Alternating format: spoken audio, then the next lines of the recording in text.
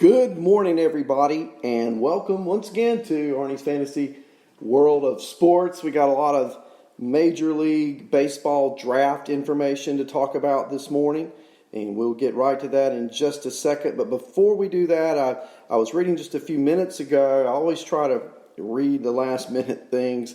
For those of you who have already completed your fantasy drafts, just know that the report this morning is that Trey Mancini will miss the entire 2020 season. That's the report this morning. I read just about 30 minutes ago. Lenny was already on the air, so this is brand new stuff. Mancini for the Orioles will miss the entire 2020 season. So if you have him on your fantasy radars, or if you have Trey Mancini on your fantasy teams, I would suggest you may want to cut that spot unless you're in a dynasty-type league where you want to hang on to him and pick up another player. That's secondary to his health. Prayers and thoughts are with Trey Mancini. We are praying for a quick recovery, a full recovery, and a return to normal life. How about that for 2021? And we'd love to have him back in the fantasy realm next year as well. So this morning, with that in mind, that's the start. Let's talk about some draft prospects. I did want to give you the Mancini update.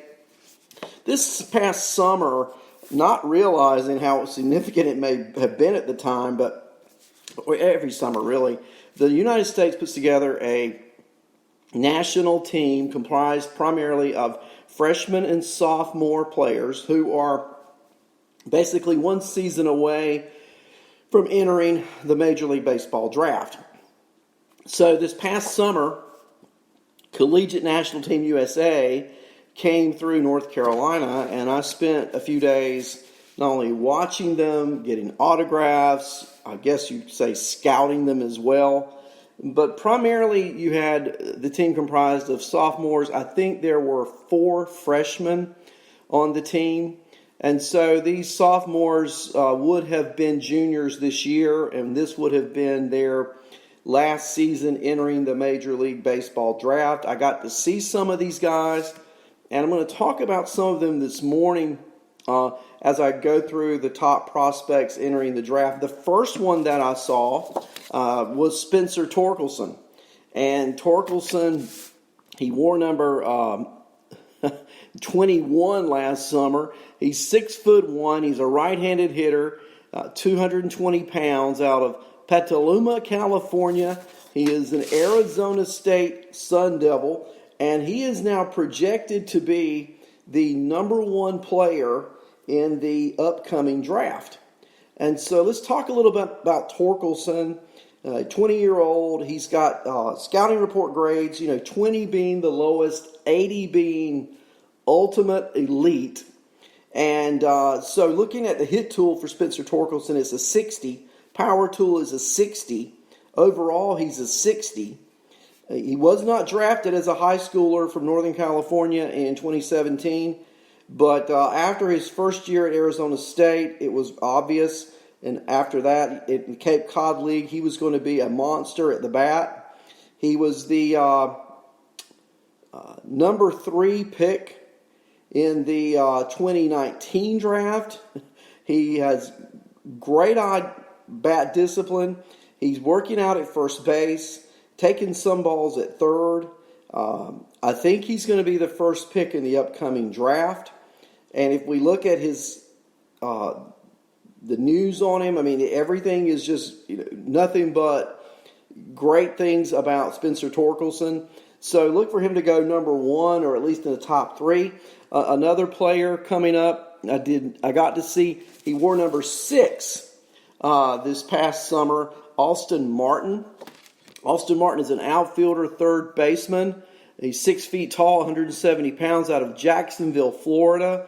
Sophomore last summer at Vanderbilt, 21 years of age. He's a right-handed batter. Hit tool 65. A better hit tool than Torkelson. He has an overall score of 60, a little more speed, a little less power. And he's more in the line of maybe Dansby Swanson. He was a starring role player on the Vanderbilt National Championship team.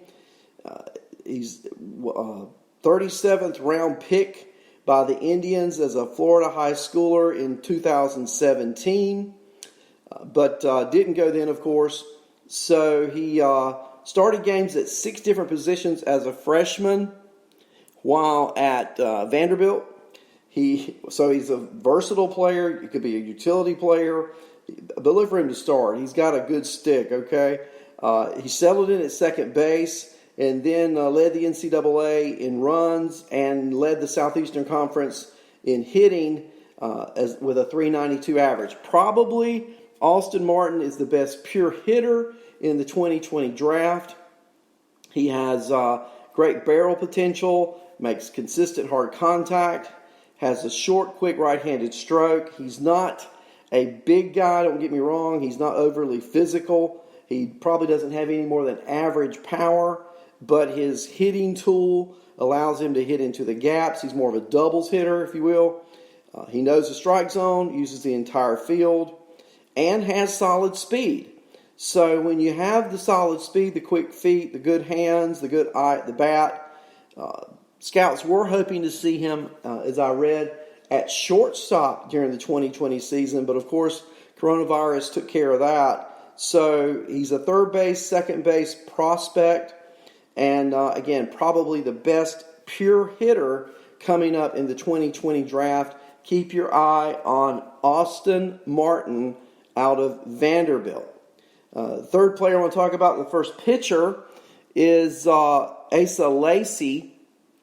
Lacy is a left-handed pitcher. He wore number 53 this past summer on Team USA. Lacy is a 6'4", 215-pound lefty out of Kerrville, Texas, and played college baseball at Texas A&M. 20 years old, like I said, a 60-grade fastball, a 60-grade slider, a 60-grade changeup. So he has at least 3 better-than-average pitchers, and he's a top 5 talent. So look for him to go in the top 5 of the draft.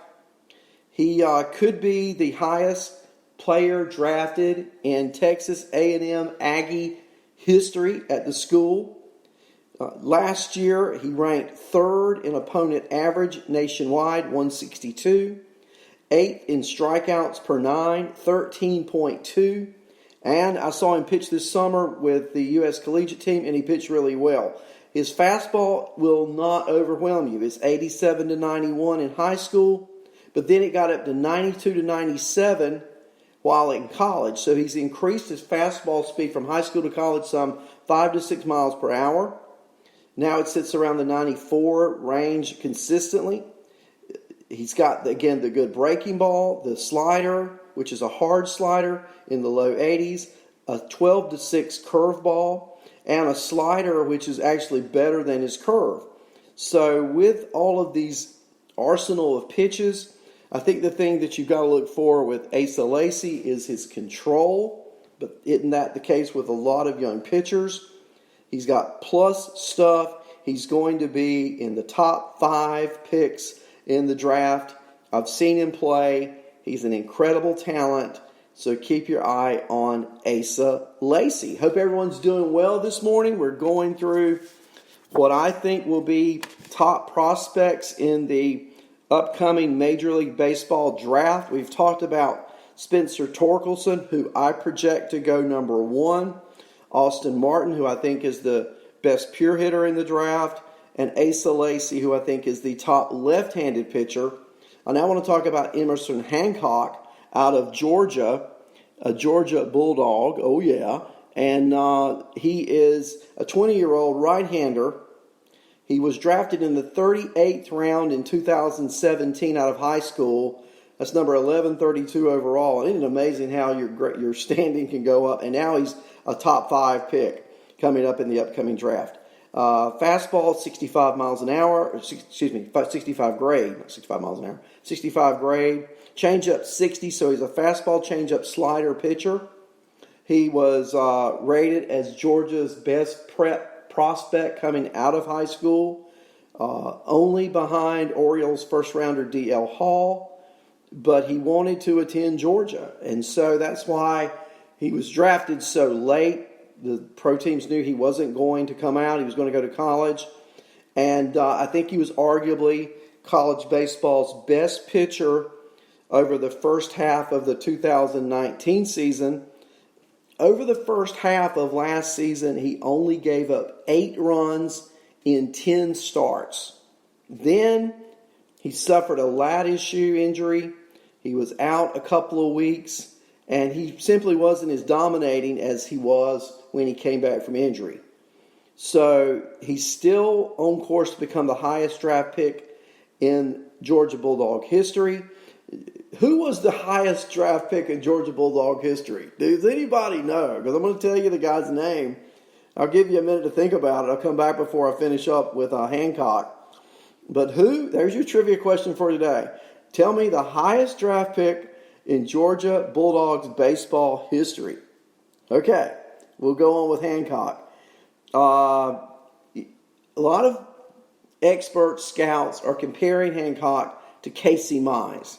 And Casey Mize, of course, as you know, a top Detroit draft pick in number 1 overall in 2018, top prospect now. They're both from the Southeastern Conference. They're both right-handers.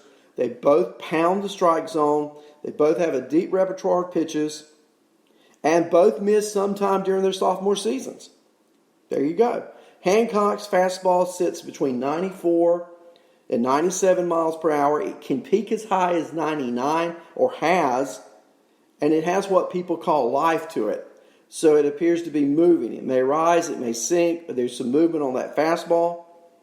And all 3 of his secondary pitches grade as at least plus at their best. So his go-to breaking ball is a mid-80s slider. He controls it well. He has a hard curve. He hasn't used his change up as much because I don't think, frankly, he's had to at the college level, but look for him to use that change up more when he gets into the professional ranks. He's a great athlete, has great control. He'll be a frontline starter. He'll be a top 5 pick. Remember, Emerson Hancock, a right-hander out of Georgia. So let's go to my question. Prior to Hancock, who was the highest draft pick in Georgia Bulldogs baseball history? Try this name out. 1980, Jeff Pyburn. Pyburn. Look it up. 5th overall pick in 1980. 1980 was the year that Darryl Strawberry was drafted number 1 overall. And the Mets could have passed on him and gone to Jeff Pyburn, 5th overall. But they didn't. They stuck with Strawberry, and as much as the Mets get criticized, way to go, Mets. Oh, yeah. Got to stick with Darryl on that one. So it's going through 4 prospects. I'm going to tell you, we're going to go through about 10 today, and then we'll pick this up on Thursday with some more college players or draft prospects coming out. Not all college players, but so far they have been. Number 5 is Nick Gonzalez. Gonzalez is a shortstop, second baseman. He's out of New Mexico State. And again, probably a top 10 pick in this year's draft. Gonzalez did not play on Team USA last summer. He's 5'10". He weighs 190 pounds. He's a right-hander. Not a lot in the power production here, but he has a hit tool of 60 and a run tool of 55. And wherever he's been, there's often been a bit of an asterisk by his name. Okay, he hit around 600 during his high school senior year, but not against really good competition. So he goes to college. He puts up good numbers as a freshman and video game numbers as a sophomore, but it was at a hitting haven in New Mexico State. And when he went out and won the Cape Cod League MVP honors, he hit 351. And so that all but put an end to the criticisms of the hit tools of Gonzalez. Again, he's 5'10". He's a middle infielder, probably the second best pure hitter coming into the draft, right behind Austin Martin as a pure hitter. and he has a short, compact swing, a lot of bat speed, controls the bat head